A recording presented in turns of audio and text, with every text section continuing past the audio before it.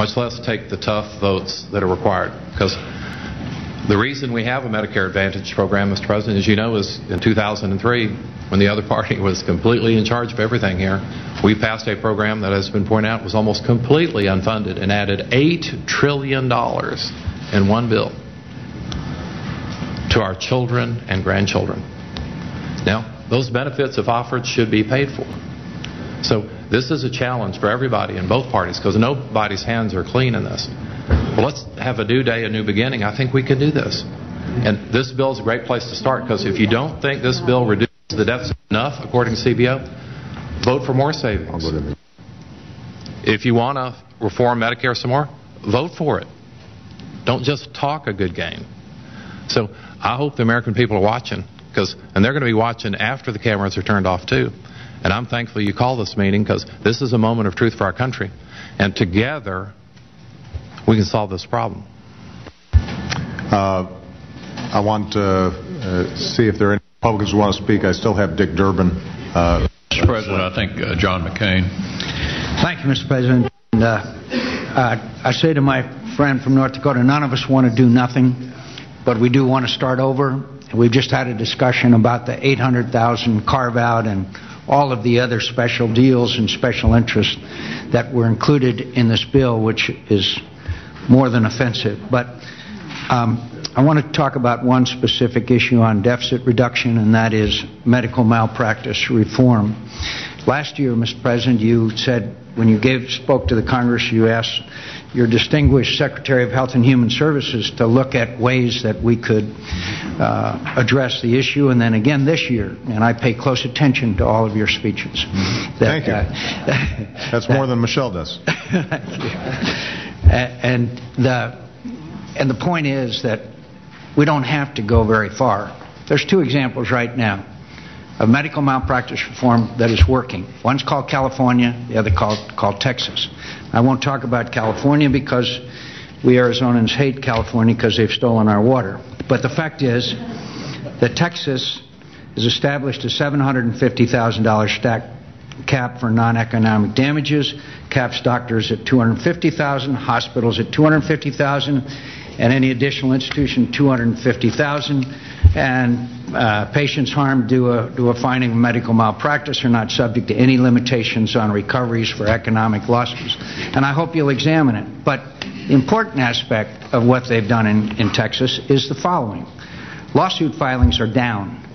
Defensive medicine increases annual medical costs by 10%. They've saved 200 physicians. Recruitment is up. In the last 2 years, 6,945 new physicians have been licensed. 65% increase from 2 years preceding their reforms. 31% increase in recruitment of rural emergency medicine physicians. Amarillo lost 26 physicians in the 2 years preceding the legislation, has gained 37. The largest malpractice insurance company in the state slashed its premiums by 35%, saving doctors some $217 million over 4 years. There are now over 30 companies competing for business. It's already there. Now, all we have to do is enact this into legislation, and it's already been proven. So I don't think we have to experiment around. There are 2 states that have proven that you can enact medical malpractice reform and you can enact great savings and provide health care providers with the incentives they need. I'd just like to finally mention one other thing. There's an issue that's overhanging this entire conversation. We all know what it is. It's whether the majority leader of the Senate will impose the, quote, reconciliation, the 51 votes. Now, having been in the majority and the minority, I prefer the majority. I understand the frustration that the majority feels when they can't get their agenda through. And it's real, and I understand it, and I have some sympathy. But I remember, and I think you do too, Mr. President, the last time when there was a proposal that we Republicans in the majority would adopt a 51-vote majority on the issue of the confirmation of judges. There was a group of us that got together, said, no, that's not the right way to go, because that could deal a fatal blow to the unique aspect of the United States Senate, which is a 60-vote majority. And there we came to an agreement, and it was brought to a halt. If a 51-vote reconciliation is enacted on 1/6 of our gross national product.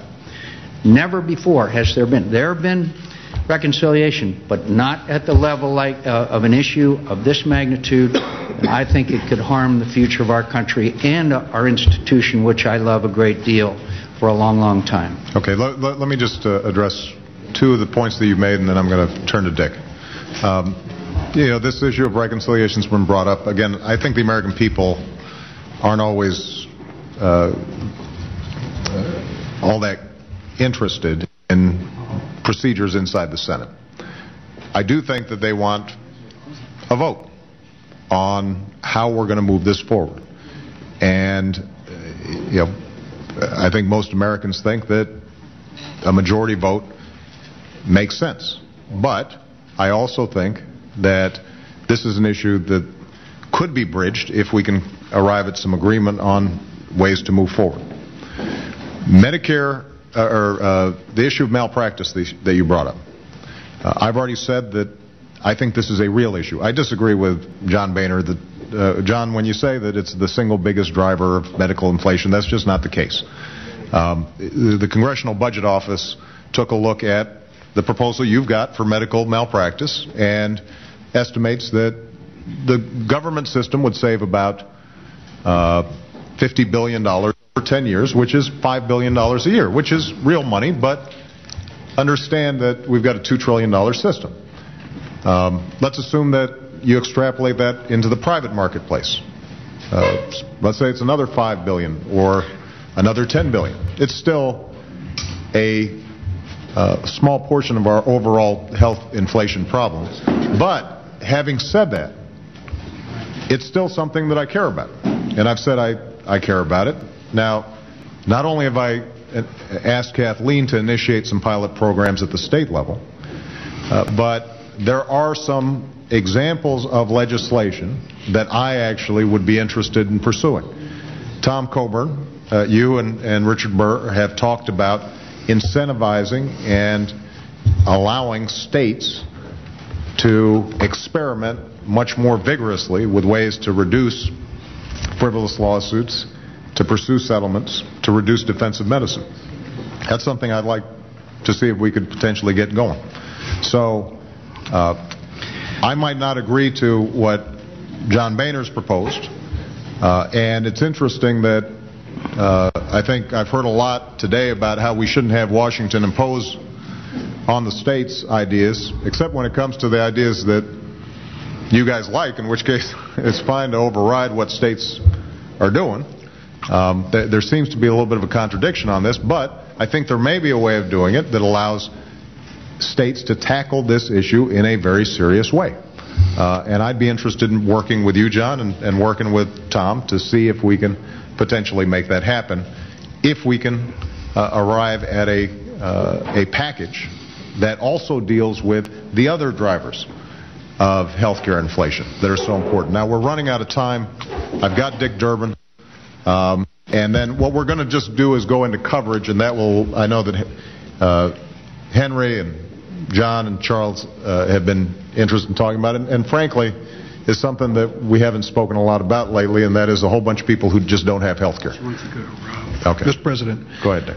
I've been biding my time throughout this entire meeting. I thank you for inviting us on the issue of medical malpractice. Before I was elected to Congress, I worked in a courtroom. For years, I defended doctors and hospitals, and for years, I sued them on behalf of people who were victims of medical malpractice. So I've sat at both tables in a courtroom. At least many years ago, I think I kind of understood this area of the law better than some. But I listen time and again as our friends on the other side, when they're asked what are the most important things you can do when it comes to our healthcare system in America, the first thing they say is medical malpractice. It's the first thing they say. Today it was the first thing that was said. The point that's been made by the President is if we do believe the Congressional Budget Office, when Orrin Hatch asked them, how much will we save if we implement the Republican plan on medical malpractice from the House, they said $54 billion over 10 years. $5.4 billion a year is a lot of money, except in the context of a $2.5 trillion bill that we pay each year for health care. It represents 1/5 of 1% of the amount of money we spend each year on health care.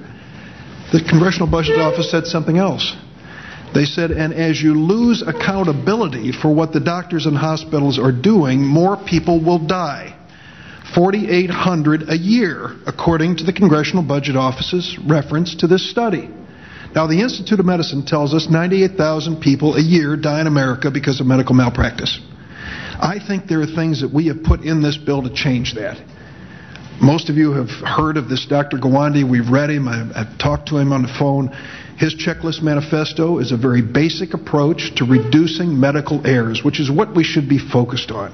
And I want to say, Mr. President, I think what you and the Secretary have done is the right thing. Incentivizing states to find innovative ways to reduce medical errors and reduce those lawsuits that should not be filed.